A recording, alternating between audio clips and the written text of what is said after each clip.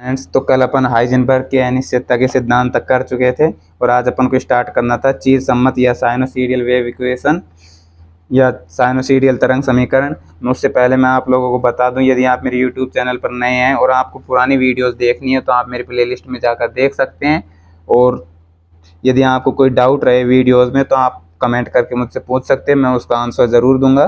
तो चलो आगे चलते हैं। तो हम इतना तो जान चुके थे कि इलेक्ट्रॉन जो होता है उसकी तरंग प्रकृति होती है तथा इलेक्ट्रॉन की तुलना तनी हुई रस्सी से कर सकते हैं, क्योंकि तनी हुई डोरी या तार जो होता है वो अप्रगामी तरंग उत्पन्न करता है। अतः साइनोसीडियल समीकरण क्या होती है, डी स्क्वायर फाई अपॉन में D x square is equal to में होगा 1 अपॉन में वी स्क्वायर के, जो ब्रैकेट में आएगा डी स्क्वायर फाई अपॉन में डी टी स्क्वायर। अब ये कहाँ से आया ये मैं आपको बता दूं, तो यहाँ पे नए पेज से बता देते हैं।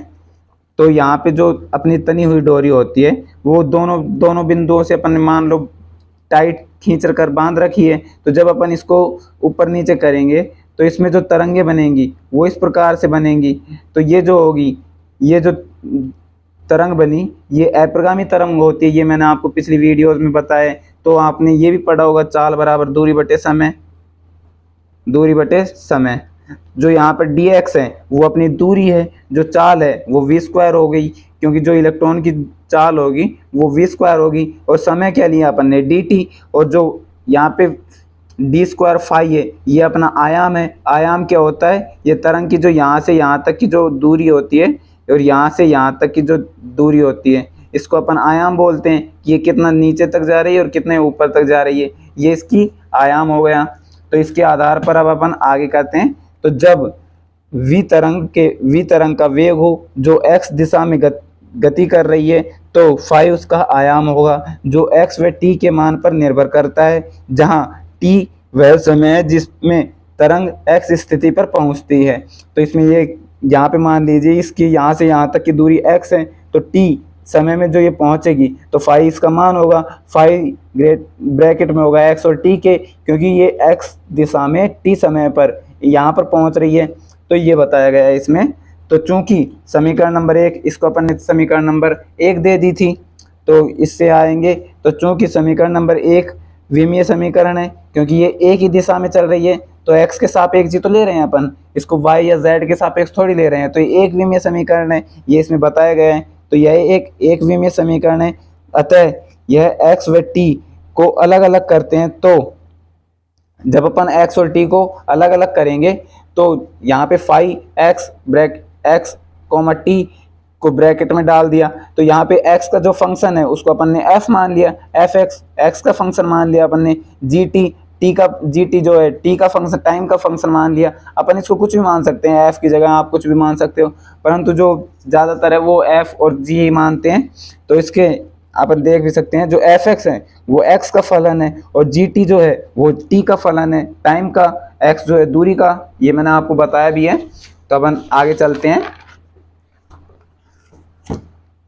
तो तने हुए तार के लिए जब अपन तने हुए तार में उत्पन्न अप्रगामी तरंग के लिए समीकरण जो दी जाती है वो gt बराबर a sin 2 पाई vt, इसको अपन ने समीकरण नंबर 3 दे लिया, जहाँ पे a क्या है, अपनी तरंग की अधिकतम आयाम की, तरंग जो अधिकतम जो ऊंचाई है वो कितनी ऊंचाई तक जा रही है, और v क्या है उसके कंपन की आवृत्ति कि वो कितनी बार मतलब आवृत्ति हो रही है, मतलब उसकी कितनी बार बार वो ऊपर नीचे आ रही है वो। तो समीकरण नंबर 2 से जब अपन gt का मान, जो ये gt का मान अपने पास है, इसका मान जब समीकरण नंबर 2 में रखते हैं तो phi x t bracket is equal to में आएगा fx a sin 2 pi vt। अब इसका अपन ने इसको अपन ने समीकरण नंबर 4 दे दी। तो समीकरण नंबर 4 में स्थिर x, मतलब किसी को बिंदु को स्थिर x पर t के सापेक्ष 2 बार अवकलन करते हैं तो अपने पास ये समीकरण आती है। अब आप लोग मैथ के होंगे तो आप लोग अवकलन खुद भी कर सकते हैं, बाकी मैं आप लोगों को समझा भी देता हूँ अवकलन करके। तो यहाँ पे मैंने कर रखा है, देखिए अवकलन जो होता है उसको इस प्रकार से किया जाता है। जो यहाँ पे साइन पाई वी का है, यहाँ ये समीकरण अपने पास थी, तो इसमें fx को तो अपन कांस्टेंट मानेंगे, क्योंकि अपन को अवकलन किसका करना है, टाइम का, तो अपन इसमें ही फेरबदल करेंगे। तो इसका जब एक बार अवकलन करते हैं तो यहाँ पे fx तो कांस्टेंट है, इसको ऐसे ही ले आए। जो sine a sine 2 pi V T है तो इसमें 2 पाई वी जो ये है ये बाहर आ जाएगा, मतलब t के सापेक्ष में है तो ये t के जो इसके मल्टीप्लाई में होगा उसको हम धीरे धीरे एक एक करके बाहर लेके आएंगे। तो यहाँ पे 2πv बाहर आ गया, जो a साइन था उसको अपन ने बदला तो a कोस में बदल गया, क्योंकि साइन आपको पता है कि कोस में ही वो बदलता है। और जो ये 2πvt था ये अपना एंगल था, तो 2πvt ऐसे के ऐसे आ गया। तो यहाँ पे फिर अपन ने एक बार और अवकलन किया इसका, जो ये समीकरण अपने पास आई इसका अपन ने एक बार और अवकलन किया, क्योंकि उसमें बताया गया है कि द्वितीय अवकलन करने पर। तो यहाँ पे fx तो कांस्टेंट ही है, यहाँ पे 2πvt अपने पास पहले भी था, तो यहाँ पे जब दोबारा अवकलन किया तो यहाँ पे आया 2πv, ये 2πv यहाँ से कोस का जब अवकलन किया तो तब आया। और जब अपन a कोस को जब कन्वर्ट करेंगे तो ये माइनस साइन में बदलेगा, क्योंकि जब कोस को अपन कन्वर्ट करते हैं तो इसको मतलब बदलते हैं तो ये माइनस साइन में बदलता है कोस, तो यहाँ पे माइनस a साइन आ गया और 2πvt तो अपने पास था ही, तो यहाँ से माइनस आ गया जिसको अपन आगे ले गए, यहाँ पे ये माइनस आ गया अपना जो अपन आगे लेके आए, और ये 2πvt से गुना हुआ तो 2 गुना 2 4 हो गया, पाई का पाई से गुना किया तो पाई स्क्वायर हो गया, v का v से गुना किया तो v स्क्वायर हो गया।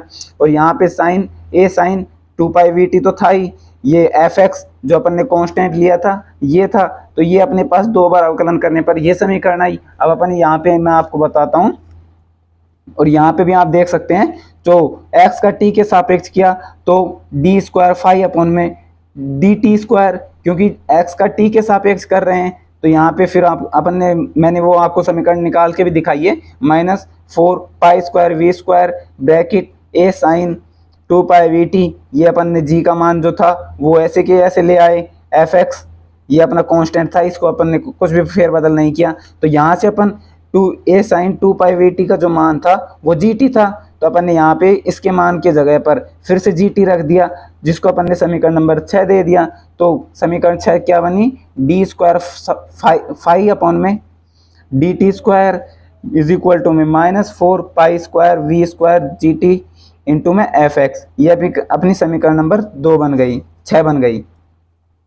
अब समीकरण 4 का t के सापेक्ष x के t पर x के सापेक्ष दो बार अवकलन करने पर, मतलब समीकरण नंबर 4 ये वाली समीकरण जो है अपनी, इसका t को स्थिर रख लिया और x के सापेक्ष अवकलन किया, तो जिस प्रकार से अपन ने इसमें किया था उसी प्रकार से इसमें करेंगे। तो दो बार जब इसका अवकलन करेंगे तो ये बनेगा d स्क्वायर फाई अपॉन में dx स्क्वायर, क्योंकि यहाँ पर x के सापेक्ष कर रहे हैं तो t आया था, यहाँ पे t के सापेक्ष कर रहे हैं तो x स्क्वायर आ जाएगा, तो बनेगा क्या gt d square fx upon में dx स्क्वायर बनेगा, जिसको अपन समीकरण नंबर 7 दे देते हैं। तो समीकरण जो अपनी 1 थी उससे समीकरण 7 से, समीकरण 1 व समीकरण 7 से gt जो है उसके गुणा में आ गया, जो ये अपना मान आया था gt d square fx upon में dx square is equal to में आएगा 1 अपॉन में v d square phi upon में, मतलब जो इसका मान था समीकरण 1 से वो ये था, अब इसके इज इक्वल टू में रख दिया ये बस, तो इन दोनों समीकरण को रख दिया तो ये बन गया 1 अपॉन में v square d square sign upon में dt स्क्वायर। अब समीकरण 6 हुए समीकरण 8 से, जो अपनी समीकरण नंबर 6 ये आई थी, इसको समीकरण नंबर 8 से जो ये समीकरण बनाई अपन ने उसमें मान रखने पर, तो यहाँ से जब अपन ने मान रखा तो gt से gt कैंसिल आउट हो गया, जो यहाँ पे v था वो प्रकाश का वेग है, तो इसे अपन ने c है, अपन प्रकाश के वेग को c मानते हैं, c का मान आपको पता है 3 गुणा 10 की घात 8 मीटर पर सेकेंड होता है। तो जब अपन उसको कैंसिल आउट करते हैं तो अपना बनता है d स्क्वायर fx अपॉन में dx square is equal to में -4 pi square v square upon में v स्क्वायर fx, तो v स्क्वायर से v स्क्वायर कैंसिल आउट हो गया, नहीं ये v स्क्वायर ये प्रकाश का वेग है और ये इलेक्ट्रॉन का वेग है, तो इसको अपन कैंसिल आउट नहीं कर सकते। तो यहाँ से v स्क्वायर का जो मान है, तो v स्क्वायर अपन को पता है v is equal to upon में लैम्बडा, तो v का जो मान है v बराबर में स्मॉल v इंटू में लैम्बडा आ जाएगा, तो v स्क्वायर का मान क्या आएगा, v square is equal to में स्मॉल v स्क्वायर इंटू में लैम्बडा स्क्वायर। तो समीकरण 8 में v स्क्वायर का मान जब समीकरण 8 में रखेंगे तो क्या बनेगा d स्क्वायर fx अपॉन में dx square is equal to में -4 पाई स्क्वायर वी स्क्वायर, तो और नीचे जो वी स्क्वायर का मान था वो अपन ने ये वाला रख दिया, वी स्क्वायर इंटू में लैम्डा स्क्वायर इंटू में एफ एक्स। तो यहाँ से वी स्क्वायर जो है वो कैंसिल आउट हो गया और अपना निकल के क्या आया, d square f x upon में D x square is equal to में -4 पाई स्क्वायर अपॉन में लैम्डा स्क्वायर इंटू में एफ एक्स। जो ये उपर्युक्त समीकरण है, तो इससे बताया कि जो ये उपर्युक्त समीकरण जो अपने पास ये प्राप्त हुई, तो ये एक दिशा में गमन करती है, तो इसे साइनोसॉइडल समीकरण का आधार मान लिया। जो जब अपन इसको तीनों दिशाओं में, तीनों डायमेंशन में ज्ञात करते हैं, जैसे मैं आपको तीनों डायमेंशन बताऊं, जैसे ये है, तो ये जो होता है ये तीनों डायमेंशन में होता है, ये अपना एक्स अक्ष हो गया, ये जो होता है ये वाई अक्ष हो गया, ये जेड अक्ष हो गया। जब तीनों डायमेंशन के लिए जब इस समीकरण को देखते हैं तो ये अपनी क्या बनती है, तो गति को दर्शा सकते हैं, जिसको एफ एक्स को साइन से प्रतिस्थापित कर देते हैं, तो डी स्क्वायर साइन अपॉन में डी एक्स स्क्वायर प्लस में डी स्क्वायर साइन अपॉन में d y square d sine square upon में d z square is equal to में किसके होगा, मतलब ये एक एक्स डायमेंशन में थी, अब अपन ने इसको तीनों डायमेंशन में ले लिया, तो -4 पाई स्क्वायर अपॉन में लैम्डा स्क्वायर इंटू में साइन एफ एक्स के स्थान पर क्या आ गया, साइन, क्योंकि अपन ने यहाँ पे भी एफ एक्स के स्थान पर साइन लिया है, तो ये साइन आ गया। जब इसको अपन उस तरफ भेजेंगे तो ये जो माइनस है ये यहाँ पे प्लस में आ जाएगा और इज इक्वल टू में यहाँ पे क्या बचा, जीरो, तो यहाँ पे जीरो आ गया। तो जो ये उपरोक्त समीकरण जो है ये साइनोसॉइडल समीकरण कहलाती है, जिसे अपन चीर समझ समीकरण भी बोलते हैं, जो इलेक्ट्रॉन, प्रोटॉन व न्यूट्रॉन पर लागू होती है। मतलब ये तीनों सूक्ष्म कण जो होते हैं, इलेक्ट्रॉन, प्रोटॉन और न्यूट्रॉन, उन तीनों पर लागू होती है। फ्रेंड्स, अब हम बात करते हैं श्रोडिंगर तरंग समीकरण की, कि ये समीकरण कैसे आई, ये कैसे दी। ये श्रोडिंगर नामक वैज्ञानिक ने 1926 में दी थी। तो चलो इसके बारे में बात करते हैं। तो इस समीकरण को साइनोसॉइडल समीकरण व डी ब्रोगली समीकरण से व्युत्पन्न किया जा सकता है, जो एक कण की कुल ऊर्जा होती है। कण की कुल ऊर्जा कितनी होती है, जो उसकी गतिज ऊर्जा होती है और जो उसकी स्थितिज ऊर्जा होती है, उन दोनों के मान को जब अपन जोड़ देते हैं तो वो कुल ऊर्जा होती है। तो इन्होंने बताया कि जो एनर्जी होती है वो गतिज ऊर्जा व स्थितिज ऊर्जा का मान होती है। तो इन्होंने रखा कुल ऊर्जा को तो ई माना, जो गतिज ऊर्जा होती है उसको आपने पढ़ा भी होगा 11th और 12th में, 1/2 mv² होता है उसका मान। वो जो स्थितिज ऊर्जा होती है वो उसके वेग पर निर्भर करती है, मतलब जितना उसकी वेलोसिटी होगी उतनी ही उसका स्थितिज ऊर्जा होगी। यहाँ पे वेलोसिटी तो जीरो ही होती है, आपको पता ही है। तो इसको अपन रखते हैं, यहाँ से v को अपन उस तरफ ले जाते हैं, तो ई माइनस वी बराबर किसके होगा, 1/mv² के। तो इसको अपन ने समीकरण नंबर 1 दे दी। तो गतिज ऊर्जा में इलेक्ट्रॉन गतिज ऊर्जा में m से गुणा व भाग करने पर, यदि हम किसी समीकरण में गुणा और भाग कर देते हैं किसी का, तो उस समीकरण पे कोई फर्क पड़ता नहीं है, ये आप लोगों को पता ही है। तो 1/2 mv² को अपन ने m और m से गुणा व भाग कर दिया, तो यहाँ पे बना क्या, 1/2 m² v² अपॉन में m, जिसको अपन ने समीकरण नंबर 2 दे दी। अब डी ब्रोगली समीकरण क्या थी हमारे पास, लैम्डा बराबर किसके होता है, h अपॉन में mv के। mv क्या है, संवेग, ये मैं आपको कई बार बता चुका हूँ। जो मास होता है और जो उसकी वेलोसिटी होती है उनके गुणनफल को संवेग बोलते हैं। इसको अपन p से भी डिनोट करते हैं। तो इसको आगे ले चलते हैं। यहाँ से लैम्डा को अपन mv के स्थान पर ले आए और mv को लैम्डा के स्थान पर ले आए, तो बना क्या, mv बराबर में h अपॉन में लैम्डा। तो यहाँ से जो mv का स्क्वायर किया अपन ने, m का स्क्वायर कर दिया, v का स्क्वायर कर दिया, तो m² हो गया, v² कर दिया, तो h का भी स्क्वायर करना होगा और लैम्डा का स्क्वायर करना होगा। तो ये बना क्या, h² अपॉन में लैम्डा स्क्वायर। इसको अपन ने मान लिया समीकरण नंबर 3। तो जब अपन समीकरण नंबर 2 में 1/2m का गुणा करते हैं तो ये बनता है 1/2 mv² बराबर होगा किसके, अपन ने इसको जो है वो 1/2 से 2m से गुणा कर दिया, तो 1/2m लैम्डा स्क्वायर और h² तो था ही, तो ये यहाँ पे रह गया ऐसे कि ऐसे। अब अपन ने 1/2 mv² की जगह पे क्या रख दिया, e माइनस में v। यहाँ पे e माइनस में v मैंने आपको बताया था mv² के बराबर होता है, तो ये रख दिया। तो यहाँ पे आया कि अब h² अपॉन में 2, या ये जो मान था h² अपॉन में 2m लैम्डा स्क्वायर, इसको अपन आगे ले आए और ये बराबर किसके आए, इसकी जगह पे अपन ने e माइनस में v रख दिया। अब यहाँ से अपन लैम्डा स्क्वायर को इस तरफ ले आते हैं और e माइनस v को यहाँ पे मतलब 2m के मल्टीप्लाई में लेके जाते हैं, तो बनता क्या है, lambda square is equal to में h² अपॉन में 2m e माइनस में v ब्रैकेट में आ गया। तो अब अपन लैम्डा का मान जो है वो साइनोसॉइडल समीकरण में रखते हैं, और साइनोसॉइडल समीकरण मैंने आपको थोड़ी देर पहले बताई थी, उसका मान क्या होता है डी स्क्वायर साइन अपॉन में डी एक्स स्क्वायर प्लस में डी स्क्वायर साइन अपॉन में d y square d square sign upon में डी जेड स्क्वायर प्लस में 4 पाई स्क्वायर अपॉन में लैम्डा स्क्वायर इंटू में साइन बराबर होता है 0 के। ये अपनी साइनोसॉइडल समीकरण होती है। तो इसमें अपन जो है लैम्डा का ये वाला मान रखते हैं।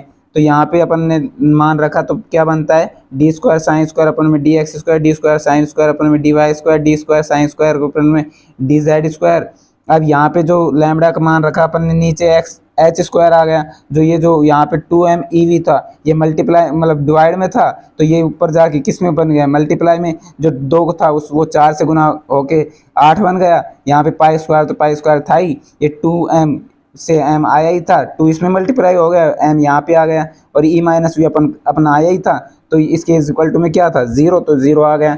तो ये बन गई अपनी श्रोडिंगर वेव इक्वेशन, जिसको अपन श्रोडिंगर तरंग समीकरण भी बोलते हैं। तो यहाँ पे लिख भी रखा है उपरोक्त समीकरण श्रोडिंगर तरंग समीकरण है।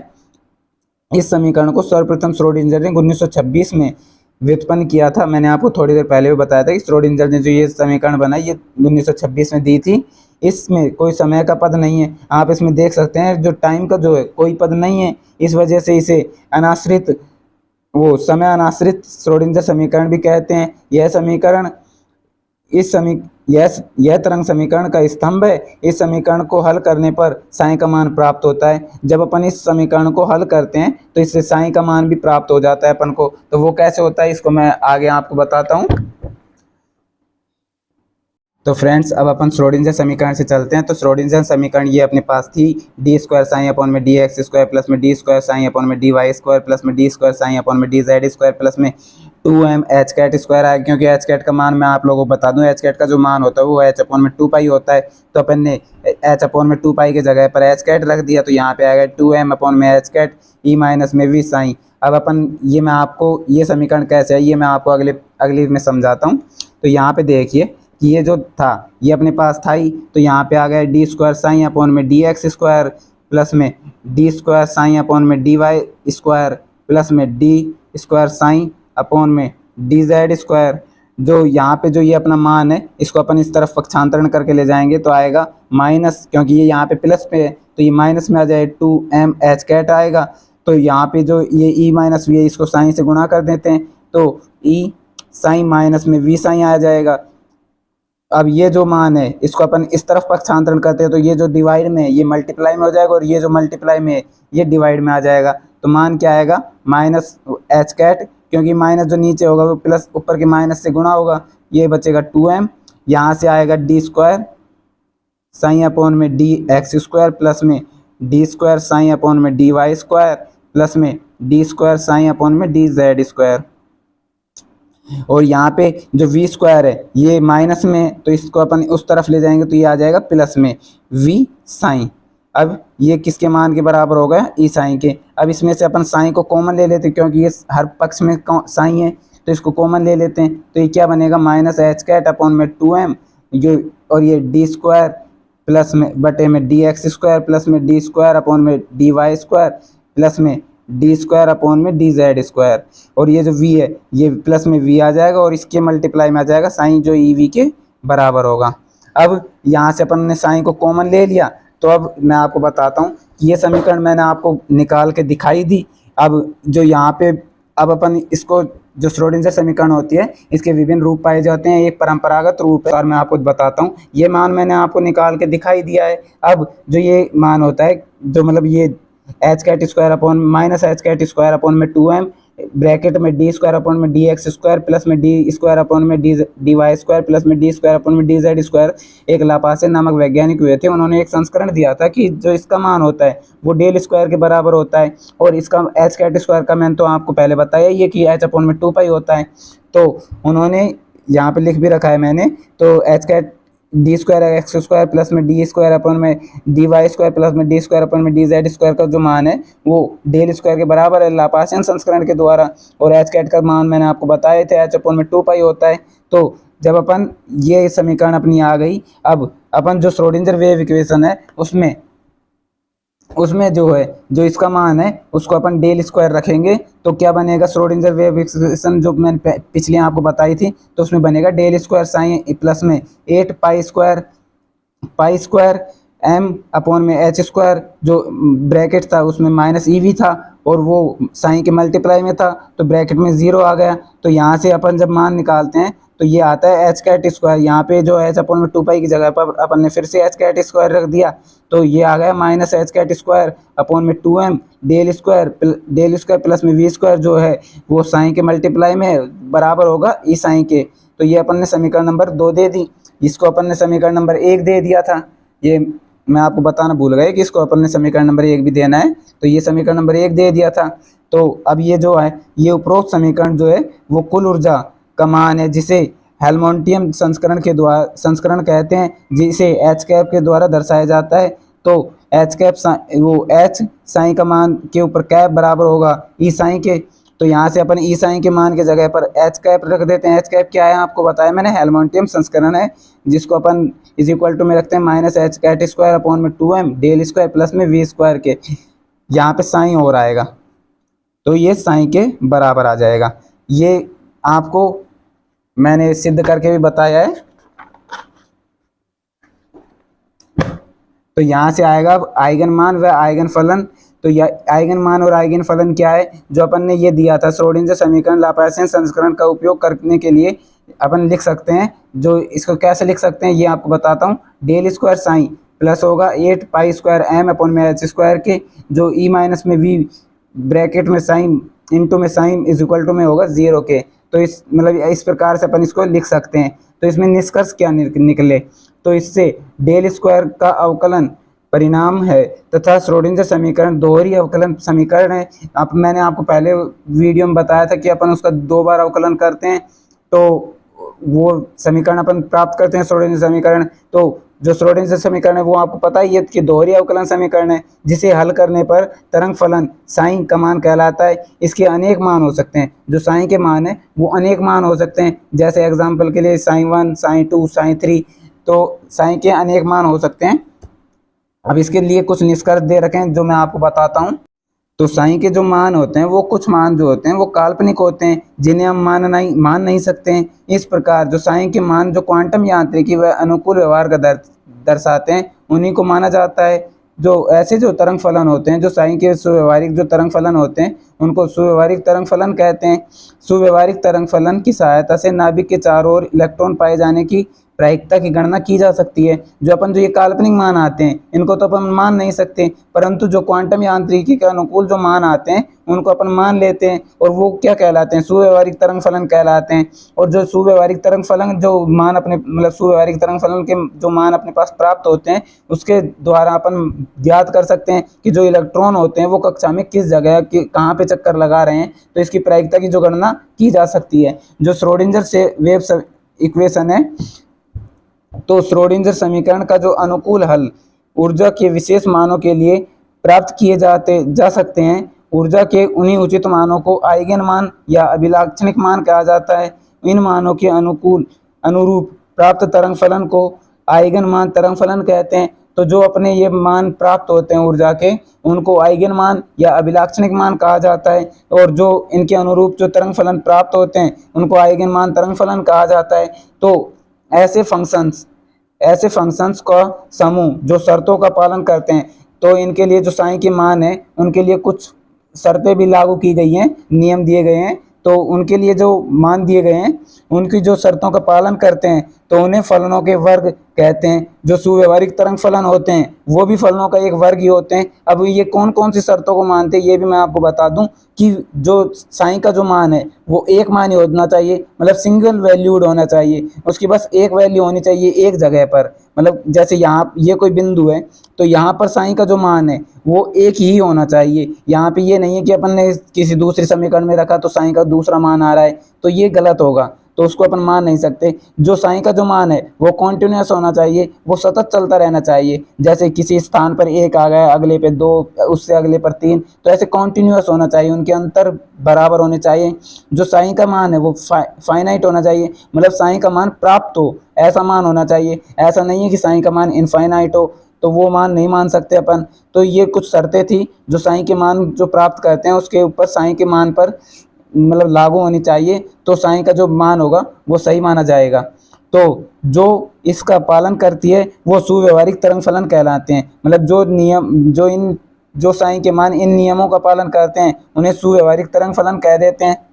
तो उसके बाद आते हैं सुव्यवहारिक जो तरंग फलन होते हैं उनके गुण क्या होते हैं। ये वही शर्तें हैं, बस ये मैंने थोड़ी थ्योरी के रूप में लिख दिए हैं कि आप जब एग्जाम हॉल में बैठेंगे तो आपको कैसे लिखनी है, कि आप वैसे तो लिख नहीं सकते कि कॉन्टिन्यूस होना चाहिए, सतत होना चाहिए। तो मैं आपको थोड़ा बता देता हूँ। जो साइन का जो मान है सभी स्थानों पर अनंत न हो, मतलब किसी भी स्थान पर अनंत नहीं होना चाहिए, और किसी भी स्थान पर उसका मान जो अनंत होगा तो उसे उस स्थान पर इलेक्ट्रॉन की उपस्थिति की अनिश्चितता आ जाएगी। मतलब यदि कहीं पर साइन का जो मान है वो अनंत हो गया, इनफाइनाइट हो जाता है, तो वहाँ पे जो साइन इलेक्ट्रॉन की उपस्थिति है उसमें अनिश्चितताएं आ जाएंगी। इसीलिए साइन का मान शून्य व अनंत नहीं होना चाहिए। जो साइन का जो मान है वो फाइनाइट होना चाहिए, प्राप्त होना चाहिए, परंतु अनंत नहीं होना चाहिए और ना ही जीरो होना चाहिए, वरना इलेक्ट्रॉन पाए जाने की जो बात होगी उसमें अनिश्चितताएं आ जाएंगी। जो साइन का मान है जो है वो कॉन्टिन्यूस फलन में होना चाहिए, और साइन का जो मान है वो हमेशा एक मान ही होना चाहिए, ये भी मैंने आपको बताया है। तो साइन के फलन जो होते हैं, अब ये कुछ ग्राफ्स आएंगे आगे, वो मैं आपको बुक से ही बताऊंगा। तो जब तरंग फलन साइन पर सीमाएं लगाई जाती हैं तब ऊर्जा के कुछ निश्चित मानों के लिए श्रोडिंगर तरंग समीकरण का हल संभव है। जो ऊर्जा के इन निश्चित मानों को आइगन मान या इनके निश्चित तरंग फलन के रूप में आइगन फलन कहते हैं। अब ये कुछ मान हैं, ग्राफ्स हैं, जो मैं आपको बुक से ही बता देता हूँ। तो यहाँ पे जो साइन का जब मान अपन के पास परिमित होगा, फाइनाइट होगा, तो जो ग्राफ है वो वक्राकार बनेगा। परंतु जब साइन का जो मान है ये साइन के बीच में, क्योंकि यहाँ पे साइन का जो मान है वो परिमित ले रहे हैं और यहाँ पे जो है साइन का मान है, तो उसके बीच में ग्राफ वक्राकार आ गया। परंतु जब साइन का मान परिमित प्राकृतिक एक मान होगा तो जो साइन का मान है वो लैप में चलेगा। पहले उसका मान प्लस में आएगा, फिर माइनस में जाएगा, फिर प्लस में, फिर माइनस में। और ये यहाँ से आप देख रहे होंगे ये ग्राफ पहले छोटा था, फिर यहाँ पे छोटा, फिर यहाँ से जो ग्राफ है ये बड़ा हो गया, अब ये यहाँ पे ग्राफ जाके ये और भी बड़ा हो जाएगा। तो ऐसा होगा। और जब साइन के मान अपरिमित होगा, जब फाइनाइट होगा, तो ये अलग अलग मान आएंगे। जैसे ग्राफ यहाँ से माइनस से चल के ऊपर की तरफ गया, फिर यहाँ से बीच में कुछ जगह छूट जाएगी, उसके बाद जो साइन का मान है वो धीरे धीरे घटता हुआ आएगा और एक्स अक्ष की दिशा में चलता रहेगा। तो ये आएगा। अब साइन का जो मान है वो यदि सतत होता है, मतलब कॉन्टिन्यूस होता है, तो साइन का जो मान है वो कभी भी मतलब जीरो तो नहीं होगा, परंतु आगे बढ़ता रहेगा। ये बिल्कुल ऐसे यहाँ से चल के ये ऐसे चला जाएगा वक्राकार होके, और धीरे धीरे जैसे जैसे आप मान बढ़ाएंगे तो ये इसके बिल्कुल समानांतर आ जाएगा एक स्थिति में, परंतु कभी इसके टच नहीं होगा। तो ये बताया गया है इसमें, यदि मान सतत होगा तो ये कभी माइनस में नहीं होगा, और जब इसकी सततता बढ़ती जाएगी तो ये लैप के रूप में हो जाएगा। पहले मान बढ़ेगा, फिर घटेगा, फिर बढ़ेगा, फिर घटेगा, फिर घटते हुए नीचे आएगा। और यदि प्रत्येक बिंदु पर सतत नहीं हो, मतलब साइन का मान सतत नहीं होगा, जैसे मैंने आपको बताया इनफाइनाइट आ गया यहाँ पे मान, तो यहाँ पे यदि साइन का मान सतत नहीं होता है तो वो पहले तो बढ़ता रहेगा, प्लस से मतलब माइनस से चलता रहेगा, फिर उसका मान में कमी आएगी, फिर वो सीधा माइनस से आएगा और फिर यहाँ में एक्स अक्ष में चलता रहेगा। तो ये साइन की मान अपन मान नहीं सकते, ना तो अपरिमित के लिए मान सकते हैं, ना ही सतत जब नहीं होगा मान तो उसके लिए मान सकते हैं। अब साइन का जो मान है वो एक मान ही होगा। अब ये मैंने आपको बताया, तो एक मान ही होगा, तो ये कहीं ना कहीं से वक्राकार चालू होगा। ये वक्र यहाँ से चालू होगा, फिर ये धीरे धीरे चलता रहेगा और यहाँ पे आके कहीं ना कहीं अंत हो जाएगा इसका, जब मान एक मान ही होगा साइन का। और यदि साइन का मान जो एक मान से अधिक हो, मतलब साइन की मतलब एक ही बिंदु पर अलग अलग मान प्राप्त हो जाए, तो जो वक्र है वो देखो यहाँ पे साइन का मान प्राप्त हुआ, एक यहाँ पे आया, वक्र नीचे से चला तो यहाँ पे साइन का मान प्राप्त हुआ, और यहाँ पे भी मान प्राप्त हुआ, और यहाँ पे भी। तो ये कोई ना कोई बिंदु मान लेते हैं। मान लो इसको अपन अंक नंबर 2 देते हैं, 1 2 3 ऐसे ही तो चलता है। तो इसको यदि अपन 2 देते हैं तो 0 2 के लिए भी ये आ गया, अब यहाँ पे भी 2 के लिए यही आ गया, तो ये भी 2 ही आ गया। तो ये भी अपन साइन की जो शर्त है उसका पालन नहीं कर रहा है। तो इसमें जो मान बताया ये अपरिमित के लिए साइन की जो शर्तों का था पालन नहीं कर रहा था, ये सतत नहीं था इसका मान, तो इसके लिए साइन की जो मान था उसके लिए ये पालना नहीं कर रहा था, और ये जो एक मान के लिए बोल रहा था तो इसमें भी साईं के एक से अधिक मान आ रहे हैं, तो ये भी पालन नहीं कर सकता। तो साईं के इन 3 मानों को अपन नहीं मान सकते, परंतु बाकी जो ये इक्वेशंस बच गई इनके लिए अपन साईं का मान मान सकते हैं।